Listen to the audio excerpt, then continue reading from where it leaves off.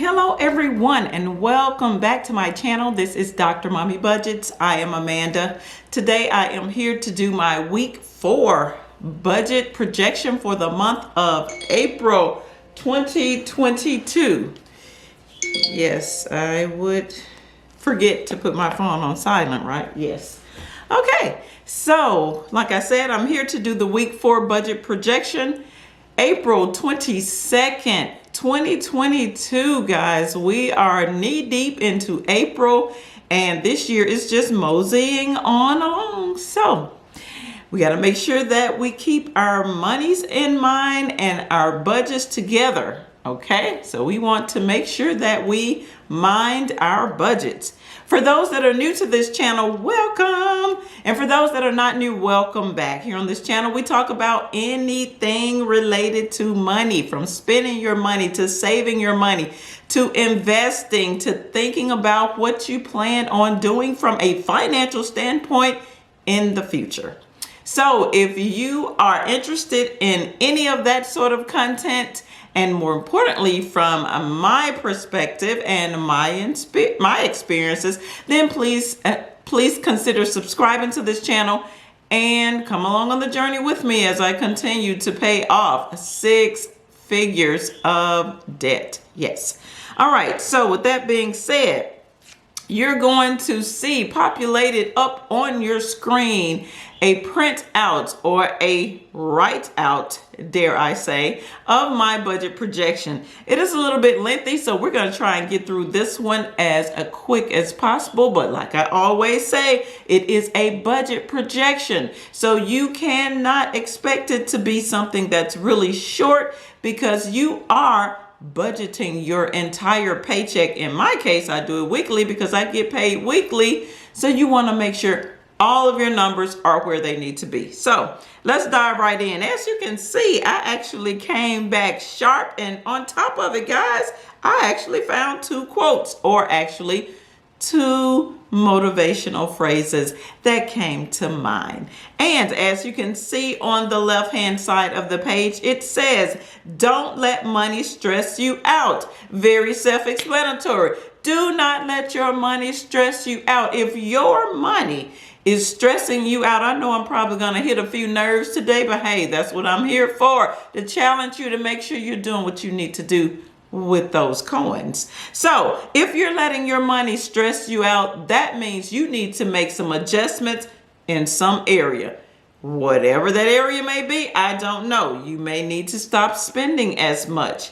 You actually may need to spend more in certain categories because there may be a category, for example, food, and you're seeing every single month that you're coming right up against the wire or you're overspending and it's causing you to stress a little bit. That means you may need to add more money to that category.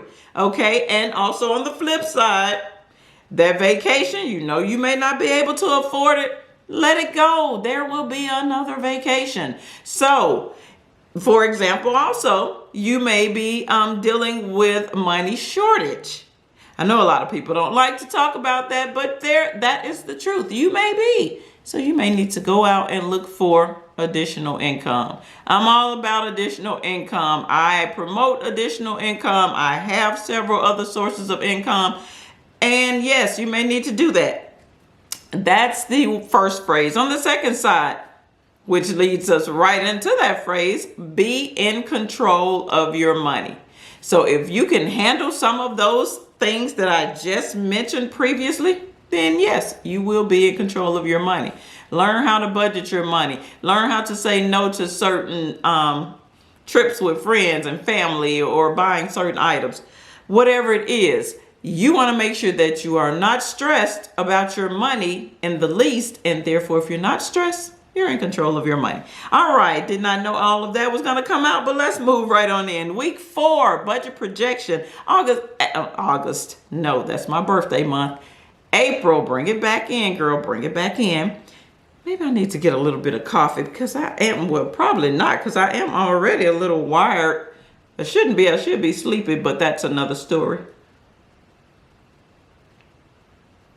All right, April the 22nd, 2022. First up is my Homeowners Association for $6.70. Remember, these are items that I am going to project, or that I am going to allocate monies from this paycheck. I get paid every single Friday, so I do these budget projections every single week. Next is Hulu for $5.99. Then we have the auto insurance for $54. Student loans, those dreaded student loans, which are still not back in repayment. They won't go back into repayment for me until August 28th or something like that. Either August 28th or September 28th, unless they extend them again. And there's strong word out there that they are thinking about, they being the government, thinking about extending them again. That's $100. College spending fund. I have one child in college, about to be 2. I have a senior graduating from high school this year, so I'm probably going to have to up the ante on that $25. But right now, the $25 is working.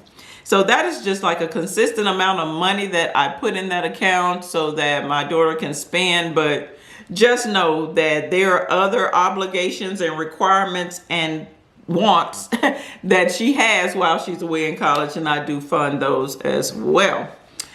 Debt monies, $536. This is the amount of money that I can set aside to pay for any debt that I'm paying off extra above and beyond the monthly payment of that debt. So this week, I get to put $536 extra toward the principal of my mortgage this week. Very excited about that. Next is the power or electric bill, $160. We definitely will come back to that one. Also the gas bill, the natural gas bill, $180. We will come back to that one as well. Children's lunch account. I have, like I said, 2 other children in high school, and they used to pay full price for lunch. All 3 of them paid full price. However, this year, and actually last year, since the pandemic, they have not had to pay for lunch, but I am still putting that money aside because I do have one more after this year that will be a senior on next year, and who knows, the world may return all the way back to normal. And if it does, then I will have the money ready. All right, that's children's lunch account for $22. Household expenses, $194. That's money that I pull out of my checking account in cash. Like I said, I have been debating on whether I'm going to still do that. I think I am going to do it to a certain extent because I'm always going to love doing my cash categories, and I like having the money. If the children come and say, hey, I need $5 for school. Hey, there's a t-shirt that the school wants us to get. It's $20. Hey, I want to go get a haircut, you know. And so I like having some of those categories, but all of them are not as useful anymore. So I may end up either changing the name of that category or just leaving that money in the bank and having it be allocated for a different category. Next, we have children's savings account. This is an auto draft from my account every single week to their account, $28.50. Then the alarm system or the security system on this home for $26.95. And over the past month or 2, I've started a Roth IRA for my youngest child, which is 16. That's $20 a week that goes into that account. The money right now is just going into the account. I do have 2 stocks that I have allocated money to previously before I started doing this consistent $20 draft into that. It's a TD Ameritrade minor Roth IRA account. So I'm letting that money build up because I think I want to look at purchasing some stock from some of the bigger gurus, you know, like your Amazons and your Microsofts and your Facebook and your Instagram. And what I'm trying to do, I'm trying to build that money up and invest in some stocks that 16-year-old is interested in, or that they put money back in. Like, all of us have an iPhone. Why not get some Apple stock? They love living on Instagram.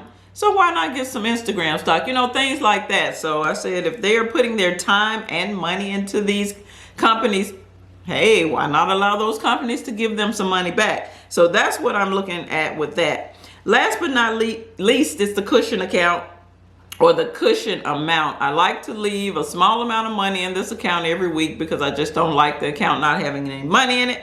And that's $26.15. So that's what we have total this week.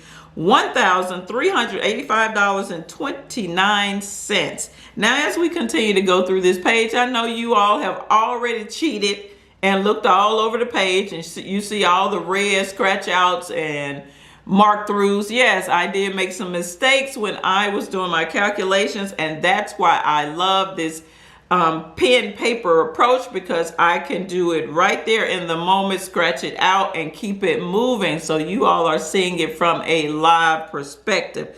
So typically I leave $1,261 in this account. So with that being said, we're going to have to subtract my total amount from that amount that I leave in the account. So $1,385.29 minus the $1,261 equals $124.29. Not sure where I was getting that $306.99 from. Don't know. But I'm going to have to pull that amount out of the bill savings account right here on paper, because, like I said, I do not have enough money coming with this amount that I leave in the account to satisfy all of these expenses this week. So that's right here on paper. That's step one. Stay with me. We're not going to do that. It's not going to be the last thing we do, but right here on paper for right now at this step, we will be pulling that amount out. All right, step number 2, go back up through these expenses, put a PA with a pink circle around it, indicating that I will be allocating that money out of this week's pay, but I will not be using it. PA means put away. So I will be putting that money away in the bill savings account portion of this account for later use for other transactions. All right, so we add all those numbers up. I'm not going to read through them again. Let's go back down to that number with the blue cloud around it with the PA beside it. That total put away amount is $182.70. So once again, we're doing that just right here on paper. So I have to, pull that money out of this paycheck and put it away in the bill savings account. Now let's drop down to the third from the last line, because we're going to go on and take care of the 2 numbers that are in the blue clouds. One of them we need to pull out of the bill savings account to help us with this week's monies, but the other number we need to put it away because we're not going to use it. So that means we need to subtract those 2 numbers. Let's do that. $82.70 minus $124.29 equals $58.41. That is the amount I need to put away in the bill savings account right here on paper. That number gets a yellow line because it has a relationship with those other numbers with yellow lines underneath them. That's step 2. Let's go back up through these expenses again to go through step 3. We're going to put a purple triangle beside all the items that I will be taking care of out of this week's pay. Not going to read back through them, but I am going to focus on 2. 2 of them being the electric or power bill and the gas bill. As you can see, for the power bill, I normally set aside $160. That bill is only coming in at $93 this month. So we're going to have to do a subtraction, which you see out by that line. $160 minus $93 equals $67. That's $67. Get a yellow line under it. That amount I need to put away. So I need to put that money back into the bill savings account because I don't need the whole $160 this week. You see what I'm saying? So that's where that comes from. Same thing with the gas bill. $180 is what I projected. However, that bill came in at $171. We're looking at the next line.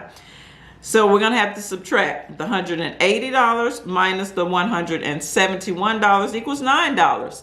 That number also gets a yellow line because that is the amount that I will also be putting away in the bill savings account. Now that's still right here on paper. That's not going to be the last thing we're going to do. This is just until we're done with the calculations. All right, so now let's deal with all the numbers with the yellow lines on here so we can wrap this up. All right, we got $67 we need to put away, $9 we need to put away. Go on, come on back down to me. Third from the last line. Also $58.41 that we need to put away. So we got 3 amounts that we need to put back into the bill savings account because we don't need it this week. So with that being said, look at the next to the last line. Next to the last line, what I decided to do first with the next to the last line was to add those 2 power and gas leftover amounts up top, the $67 plus the $9. That equals $76. That $76 gets a yellow line because it needs to be put away back in the bill savings account, just right here on paper. Now that we have the totals for the $76 from those two expenses up top, we're going to add that to that $58.41 that we had to put away in the previous line up above that. Okay. So with that being said, those last two lines, or last, let's see, what would you call that? The third from the last line and the second from the last line. Those two numbers are being added together now because they too are both total amounts that I need to put away in the bill savings account. So if these two numbers or amounts have the same actions, we have to add them together. Let's do that. Very last line, $58.41 plus $76 equals a total of $134.41.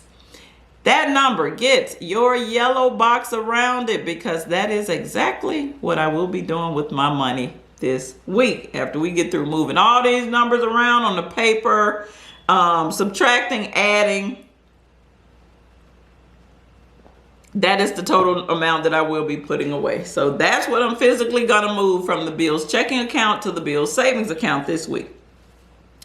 That's the way I do my budget every single week. Guys, I know, and I say this all the time, I know it looks like it's a lot. And it could be a lot for those who are just getting started with budgeting.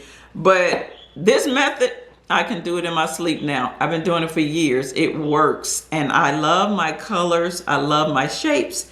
And I love my pen and paper. So if you are ever interested in this technique, do not shy away from it. It is not an overwhelming technique. Send me an email or send me a message in the comments below, and I will be more than happy to show you how to do this simple technique. Like I said, I just love the pen and paper and I love the colors. So that's why it may appear to be overwhelming and a lot of calculations going on the page. But this is all I have for this video. This is Dr. Mommy Budgets, where we dream big but start small around here. I will see you in the next video. Peace.